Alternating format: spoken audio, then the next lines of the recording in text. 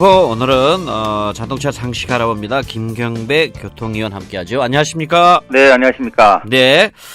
자, 오늘은 중고차 시장에 대해서 알아볼 텐데요. 네. 요즘 저 중고차 시장 상황은 어떤지요?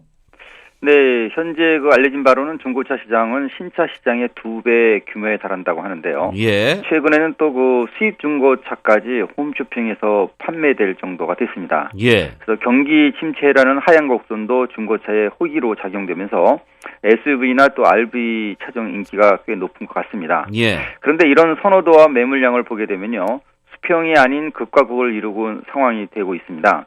실제 보이는 것과 어쩌면 좀 활발하지 못한 경우도 있고, 예. 또 다른 많은 변수도 있는 것으로 이렇게 분석이 되고 있는데요. 예. 서민용 차량인 소형 승용과 승합 차량 등은 내수 가격보다 많이 주는 이런 해외 수출로 몰리는 경향도 큰 것이 이 변수의 하나로 작용하는 것 같고요. 예. 또 이런 성향이 대형 승용차, 특히 수입 중고차의 내수 물량을 늘리고 있습니다. 예. 방금 이제 수입 중고차 말씀하셨는데, 예, 요즘 저 실제로 중고 수입차 거래도 많이 늘었다고 볼 수 있을까요? 그렇습니다. 최근 3, 4년 사이에 수입 신차 판매가 급격하게 늘어났죠. 예. 여기에는 이제 판매사들의 다양한 프로그램에 의해서 이제 많은 차들이 팔렸기 때문에 이제는 교체 시기가 돼서 매물로 나오는 것도 많은 것으로 이렇게 보이고 있습니다. 예. 사실상 좀 더 가격을 쳐준다는 것과 또 유예 활부라는 이런 신차 판매를 위해서 그동안 잘 포장된 전략으로 이렇게 이제 많은 판매를 하다 보니까 자칫 이제 사용 도중에 이제 여러 가지 상황으로 해가지고 예. 중고차 시장으로 보내질 위험도 그동안 적지가 않았었습니다. 이런 사업수단 역시 중고시장으로 유입시키는 또 다른 경로에 지나지 않는다는 거죠. 예. 어디에 팔았든 간에 그 차는 당연히 소비가 돼야 되니까요.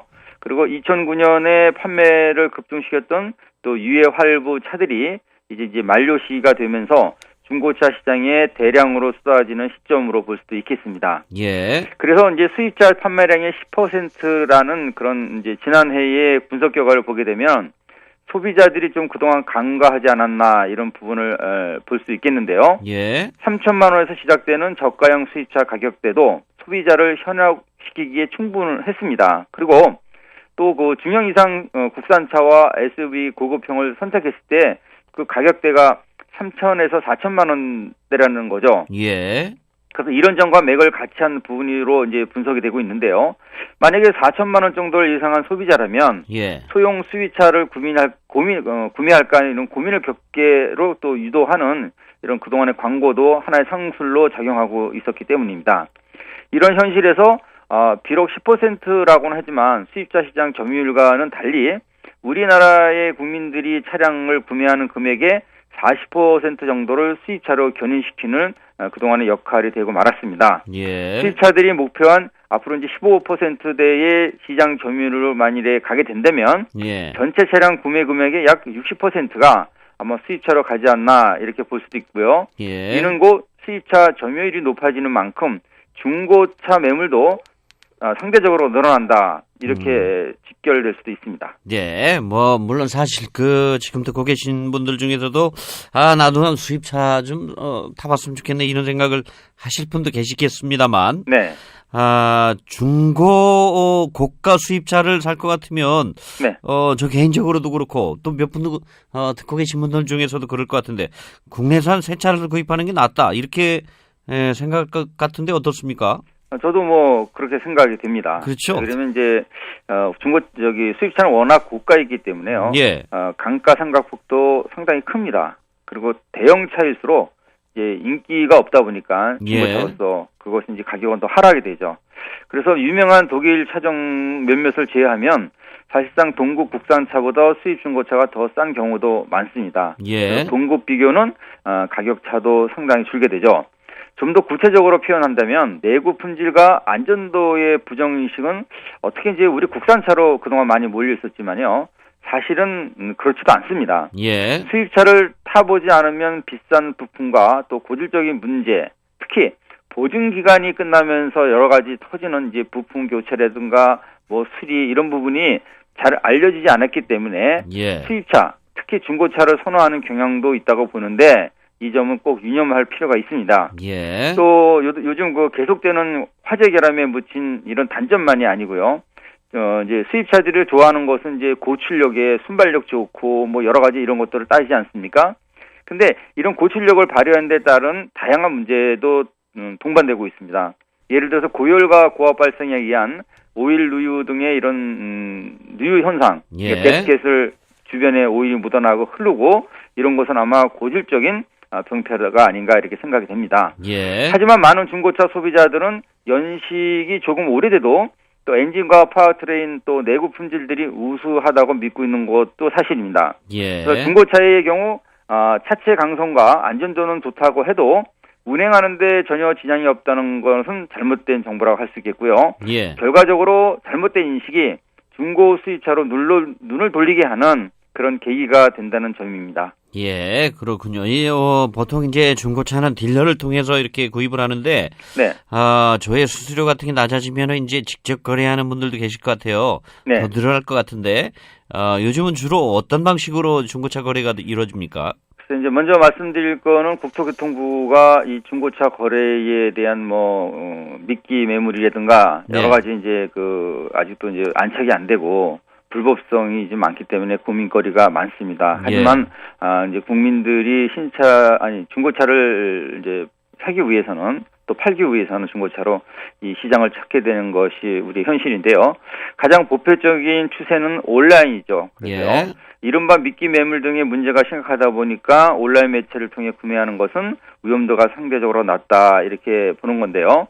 결국 IT의 선진 강국이지만 중고차 거래만을 놓고 보면 아직도 발품을 팔아야 더 안심할 수 있다는 것도 또 다른 분위기입니다. 예. 우리나라 중고차 유통구조의 문제가 바로 이것인데 지나치게 낮은 바로 아까 말씀드린 신뢰성 지적입니다.